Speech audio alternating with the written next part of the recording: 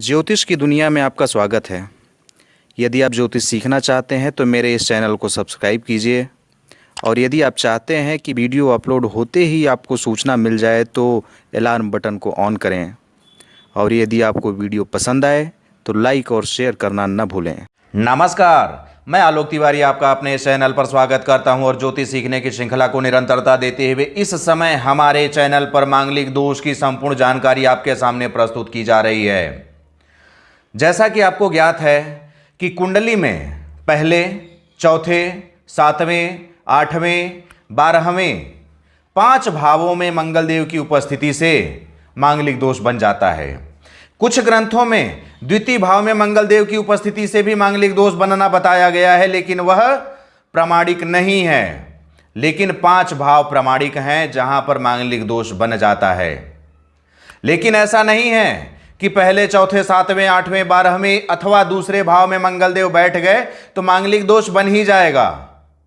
इन भावों में बैठने से ऐसा प्रतीत होगा कि मांगलिक दोष बन रहा है, लेकिन मांगलिक दोष भंग भी होता है। कई ऐसी परिस्थितियां आती हैं, कई ऐसे योग बन जाते हैं, कई ऐसी नियमावली प्रतिपादित की गई है जिसके आधार पर मांगलिक दोष भंग हो जाता है। और जिनकी कुंडली में मांगलिक दोष भंग हो जाता है वे चिंता मुक्त हो जाते हैं। उनको मांगलिक दोष से संबंधित कोई क्रियाकलाप, कोई भी पूजन पाठ करने की आवश्यकता नहीं होती है। आज के इस वीडियो में हम यही जानेंगे कि मांगलिक दोष कैसे, किन नियमों के आधार पर, किन परिस्थितियों के आधार पर, किन योगों के माध्यम से भंग हो जाता है। आइए सबसे पहले हम आज के वीडियो की हेडिंग देखते हैं। प्रस्तुत है आज के वीडियो की हेडिंग, आज के वीडियो का विषय मांगलिक दोष का परिहार। जी हां, आज हम इसी के बारे में संपूर्ण चर्चा करेंगे। मांगलिक दोष कैसे कैसे भंग होता है, कैसे कैसे निरस्त होता है, कैसे कैसे मांगलिक दोष का परिहार हो जाता है।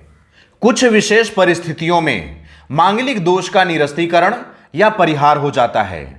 कई ऐसी परिस्थितियां बनती हैं, कई ऐसे योग बनते हैं, कई ऐसी नियमावली है जिसके आधार पर मांगलिक दोष का निरस्तीकरण हो जाता है, परिहार हो जाता है, मांगलिक दोष भंग हो जाता है।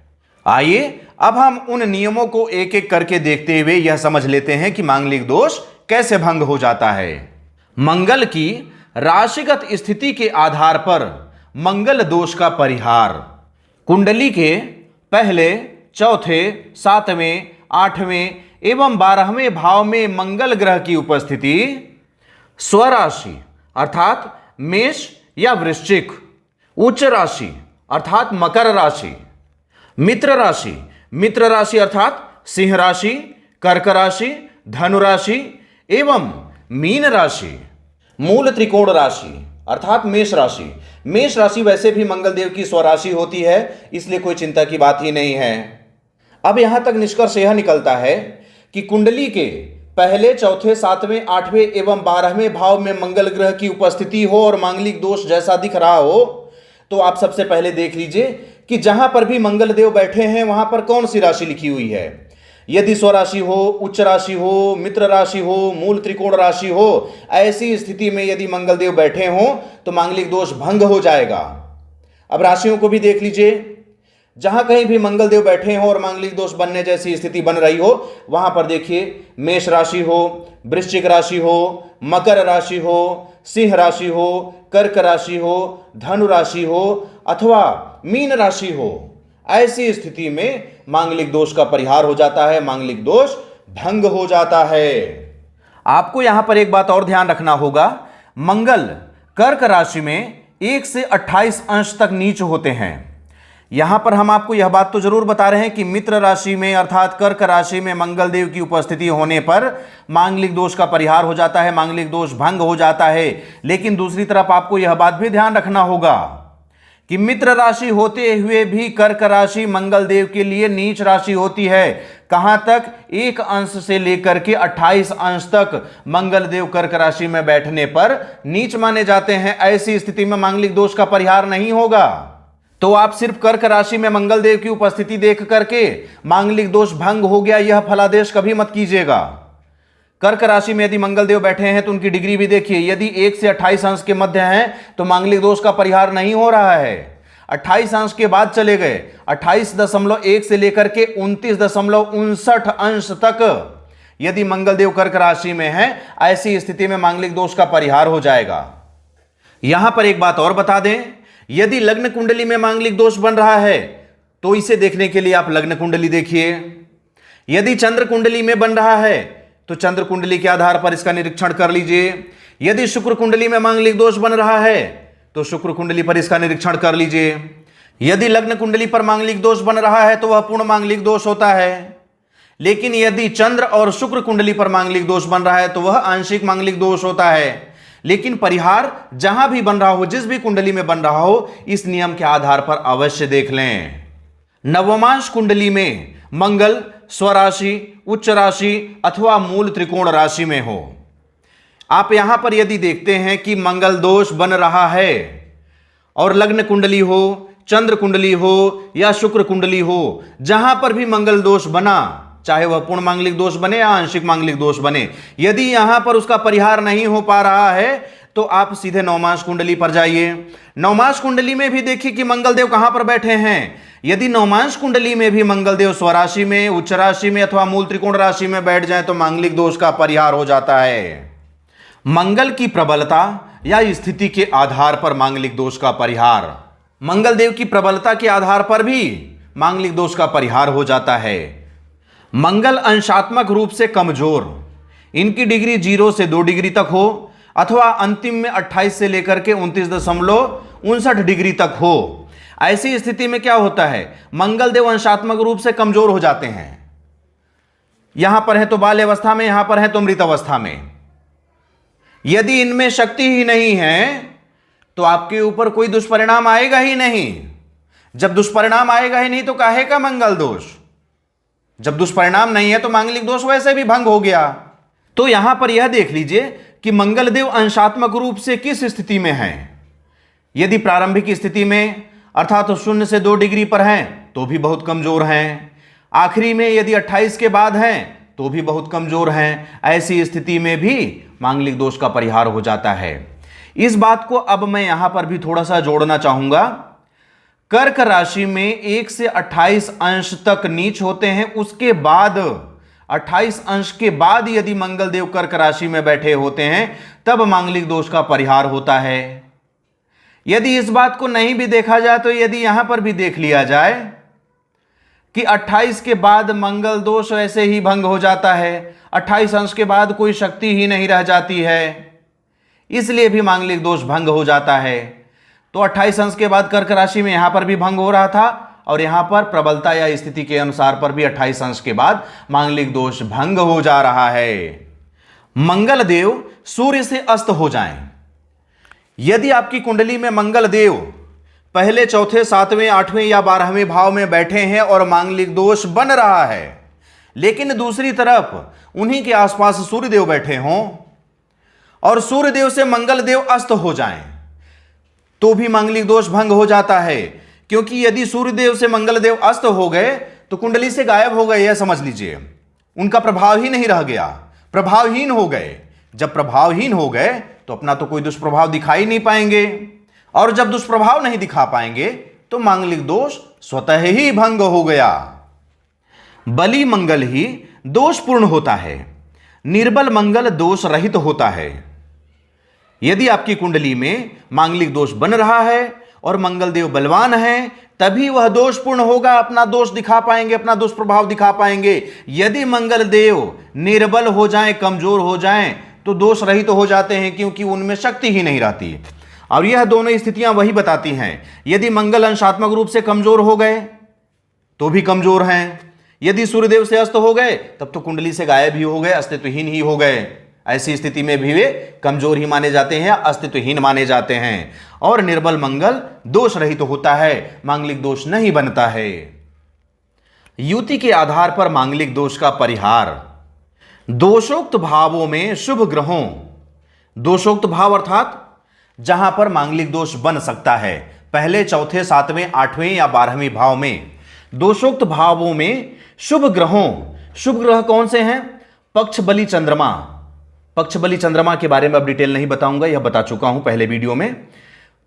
पक्ष बली चंद्रमा, बुध, बृहस्पति अथवा शुक्र, इनमें से कोई भी ग्रह, ये शुभ ग्रह माने जाते हैं, इनमें से कोई भी ग्रह मंगल देव के साथ बैठ जाएं या मंगल देव के साथ युति बना लें तो मांगलिक दोष का परिहार हो जाता है।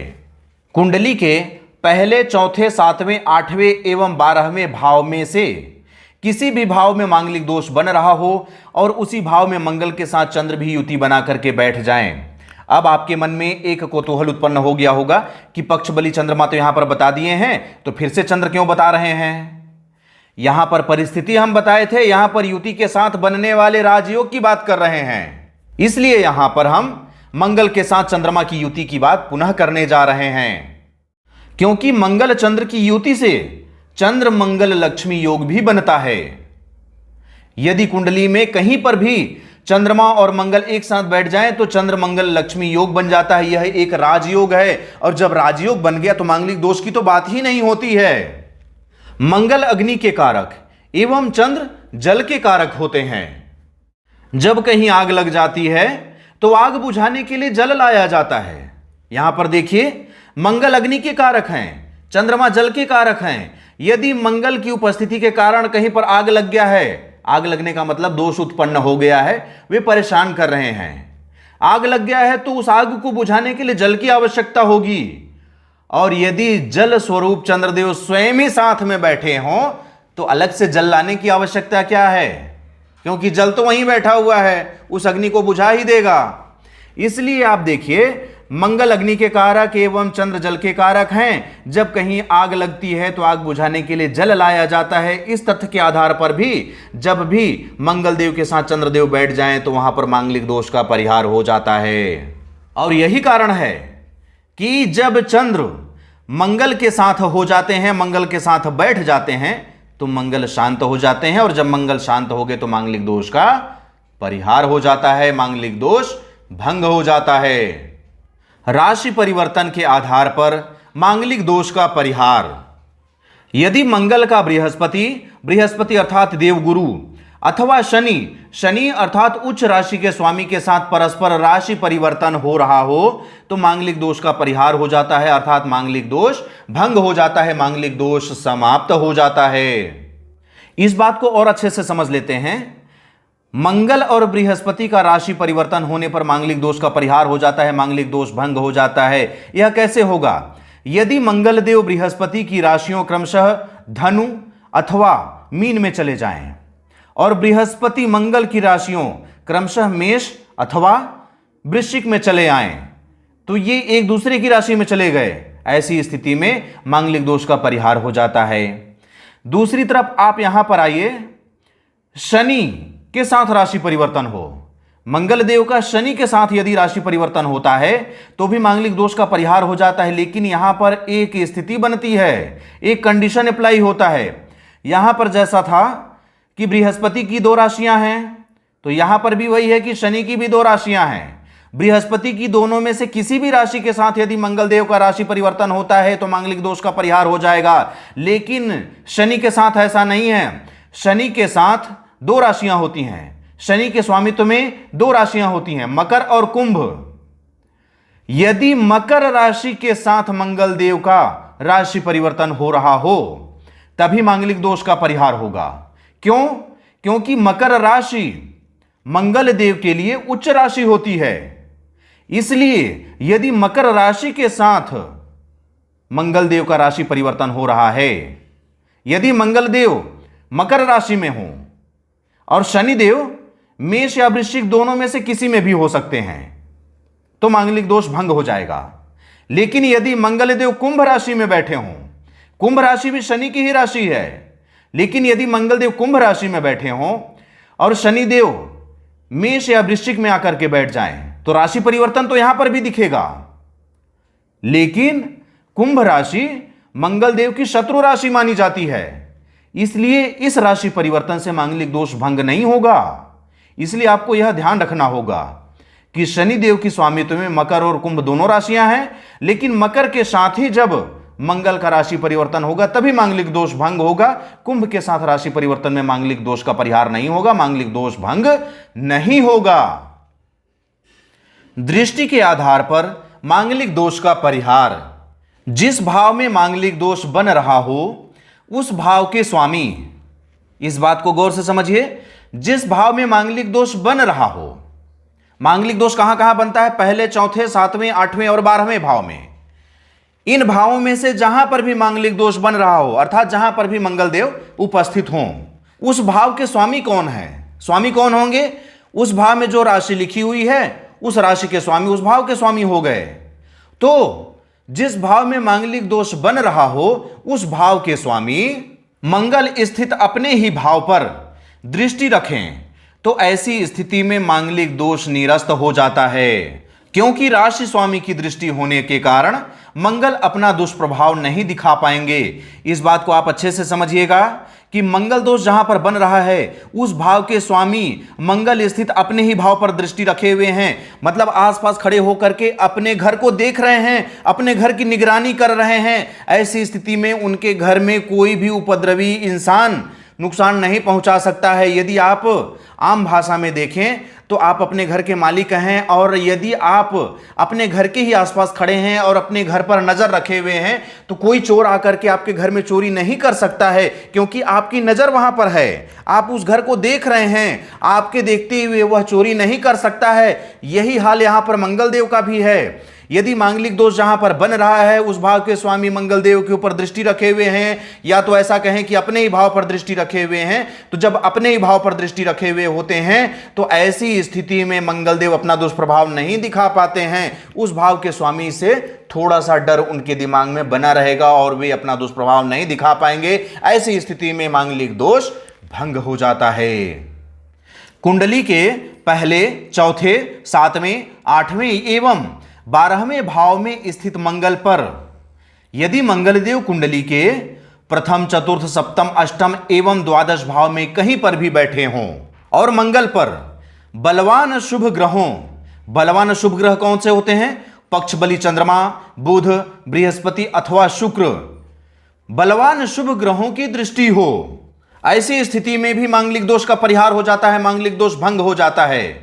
इस बात को भी आप आम जीवन के रूप में समझ लीजिए। यदि कोई चोर किसी घर में चोरी करने गया है और उस घर के आसपास कोई भी सज्जन व्यक्ति खड़ा है और उस घर पर नजर रखा हुआ है, तो वह चोर उस घर में चोरी नहीं कर पाएगा। लेकिन यदि आसपास में कोई बदमाश आदमी है, कोई चोर लुटेरा ही है, तो चोरी कर रहा है तो कर रहा है, यह बात हो जाती है। लेकिन यदि वहां पर कोई सज्जन व्यक्ति है तो चोर को उस घर में चोरी नहीं करने देगा। यही बात यहां पर भी लागू होता है कि मंगलदेव यदि कुंडली के पहले, चौथे, सातवें, आठवें अथवा 12वें भाव में बैठे हों और मांगलिक दोष बना रहे हों और उन पर, अर्थात मंगलदेव जहां पर बैठे हैं उस भाव पर पक्ष बली चंद्रमा, बुध, बृहस्पति अथवा शुक्र, इन किसी भी शुभ ग्रहों की दृष्टि पड़ जाए तो मांगलिक दोष भंग हो जाएगा, क्योंकि मंगलदेव वहां पर इनकी दृष्टि होने के कारण दुष्प्रभाव नहीं दिखा पाएंगे।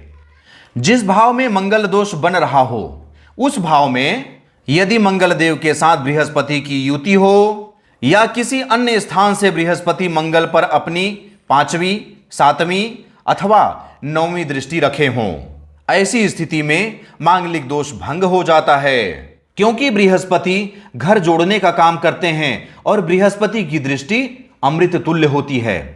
अब यहां पर आपको एक बात और लग रहा होगा कि बृहस्पति के लिए तो यह भी बता चुके हैं कि बृहस्पति के साथ युति हो तो भी मांगलिक दोष भंग हो जाता है, बृहस्पति मंगलदेव पर दृष्टि रखे हों तो भी मांगलिक दोष भंग हो जाता है। ये दोनों बातें पहले बता चुके हैं, तो दोबारा क्यों बता रहे हैं? दोबारा हम इसलिए बता रहे हैं कि बृहस्पति विवाह के भी कारक ग्रह हैं। यदि बृहस्पति खराब है तो विवाह होने में मुश्किल आने लगता है।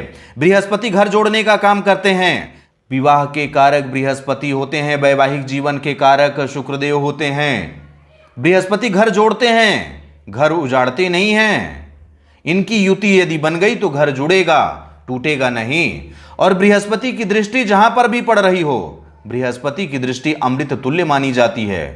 किसी अन्य ग्रहों की दृष्टि को अमृत से तुलना नहीं की गई है, लेकिन बृहस्पति की दृष्टि को अमृत से तुलना की गई है। बृहस्पति की दृष्टि अमृत तुल्य है, इसलिए इस बात को मैं अलग से पुनः आपके सामने रिपीट किया।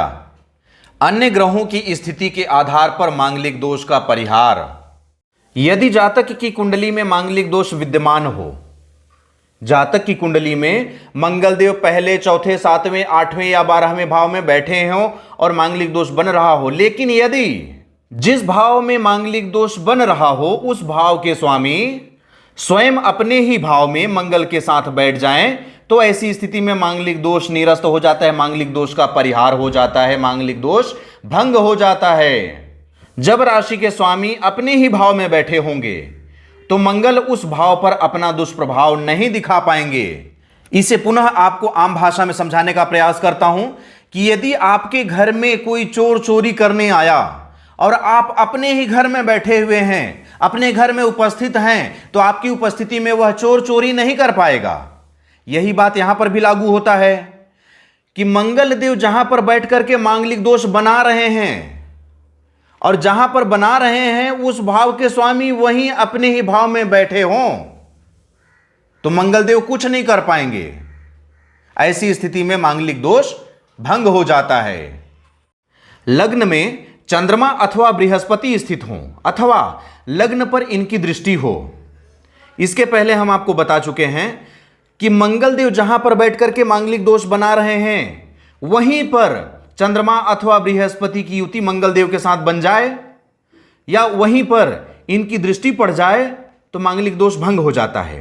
लेकिन यहां पर दूसरी बात बता रहे हैं, जिस भी कुंडली में मांगलिक दोष बन रहा हो उस कुंडली में यदि मंगल के साथ चंद्रमा या बृहस्पति की युति ना हो और मंगल पर इनकी दृष्टि भी ना हो, लेकिन यदि इनकी उपस्थिति उसी कुंडली के लग्न भाव पर हो जाए या तो इनकी दृष्टि लग्न पर पड़ जाए तो भी उस कुंडली का मांगलिक दोष भंग हो जाता है। लग्न अथवा सप्तम भाव में बलि बृहस्पति अथवा शुक्र स्थित हों तो मांगलिक दोष भंग हो जाता है। अब यहां पर हम तो यह बात बताए ही थे कि लग्न में चंद्रमा और बृहस्पति उपस्थित हों तो मांगलिक दोष का परिहार हो जाता है, लेकिन यहां पर हमें शुक्र को भी बताना था और लग्न और सप्तम भाव में बताना था, इसलिए हम बृहस्पति को फिर से ले लिए। लग्न अथवा सप्तम भाव में यदि बलि बृहस्पति कमजोर नहीं, 1-2 डिग्री के साथ नहीं, 28-29 डिग्री के साथ नहीं, बलवान हो, बलवान बृहस्पति हो अथवा बलवान शुक्र हो, कहां पर? लग्न में अथवा सप्तम भाव में, तो ऐसी स्थिति में भी मांगलिक दोष का परिहार हो जाता है, मांगलिक दोष भंग हो जाता है। कुंडली में चंद्रमा केंद्र भावों में, केंद्र भाव कौन कौन से होते हैं? पहला, चौथा, सातवां और 10वां भाव। यदि कुंडली में चंद्रमा केंद्र भावों में स्थित हो तो मांगलिक दोष भंग हो जाता है। यहां पर आपको एक बात और ध्यान रखना होगा कि यदि चंद्रमा केंद्र भाव में बैठ जाते हैं और सिर्फ इतना देख लेने से आप मांगलिक दोष भंग हो गया यह बात नहीं बता सकते। आप चंद्रमा की स्थिति देखिए, पक्ष विशेष में शुभ होते हैं, पक्ष विशेष में अशुभ भी होते हैं। यदि शुभ चंद्रमा बैठ रहे हैं तभी मांगलिक दोष का परिहार होगा, यदि अशुभ चंद्रमा केंद्र में बैठे भी हों तो मांगलिक दोष का परिहार नहीं होगा, मांगलिक दोष का भंग नहीं हो पाएगा। कुंडली के पहले, चौथे, सातवें, आठवें एवं 12वें भाव में से जिस भी भाव में मंगल स्थित हो उस भाव का राशि स्वामी केंद्र, केंद्र अर्थात पहले, चौथे, सातवें या 10वें भाव में, या त्रिकोण, त्रिकोण में कौन होते हैं? 5वां और 9वां भाव। त्रिकोण में तो पहला, 5वां और 9वां भाव होता है, पहले भाव को यहां पर लिख चुके थे इसलिए यहां पर नहीं लिखे। तो केंद्र में हो या त्रिकोण भाव में बैठे हों, कौन? जिस भाव में मंगल देव उपस्थित हों उस भाव के राशि स्वामी यदि केंद्र में हो या त्रिकोण भाव में बैठे हों तो मांगलिक दोष निरस्त हो जाता है, मांगलिक दोष भंग हो जाता है। यहां पर एक महत्वपूर्ण बात और है, कन्या मांगलिक हो, यह लाइन कन्या के मांगलिक होने पर लागू होगा, लड़के के मांगलिक होने पर लागू नहीं होगा। कन्या मांगलिक हो और बृहस्पति केंद्र या त्रिकोण में हो तो मांगलिक दोष भंग हो जाता है। यदि कन्या की कुंडली देख रहे हैं और कन्या की कुंडली में मांगलिक दोष बन रहा है तो आप बृहस्पति को देखिए, बृहस्पति यदि केंद्र में बैठे हों या त्रिकोण में बैठे हों तो मांगलिक दोष भंग हो जाएगा। एक और अन्य बात, किसी कुंडली के द्वितीय भाव में मंगल के साथ शुक्र बैठे हों तो मांगलिक दोष निरस्त हो जाता है। वैसे इस बात को मैं मानता नहीं हूं क्योंकि यह बात द्वितीय भाव के लिए बताई गई है। किसी कुंडली के द्वितीय भाव में यदि मांगलिक दोष बन रहा है और वहां पर मंगल के साथ शुक्र बैठ जाएं तो मांगलिक दोष निरस्त हो जाता है, लेकिन द्वितीय भाव को मैं व्यवहारिक रूप से नहीं लेता। जातक की अवस्था के आधार पर मांगलिक दोष की समाप्ति आम धारणा के अनुसार यह भी प्रचलित है कि मांगलिक दोष 28 वर्ष की अवस्था तक ही प्रभावी होता है। वर और कन्या में से जिसकी भी कुंडली में मांगलिक दोष विद्यमान है, उनका विवाह यदि 28 वर्ष की अवस्था के उपरांत किया जाए तो मांगलिक दोष विचारणीय नहीं होता है। लेकिन कुछ विद्वानों की मान्यता है कि 28 वर्ष की उम्र के मांगलिक दोष की प्रबलता अवश्य कम हो जाती है, परंतु पूर्णतः समाप्त नहीं होती है। साधारणतः आम जनता के बीच में यह बात अवश्य प्रचलित है कि 28 वर्ष की अवस्था के बाद मांगलिक दोष का प्रभाव समाप्त हो जाता है, उसका विचार नहीं करना चाहिए। लेकिन ऐसी बात नहीं है। कोई भी दोष हो, कुंडली में बनने वाले चाहे जो कोई भी दोष हो, वे जीवन भर आपके साथ होते हैं।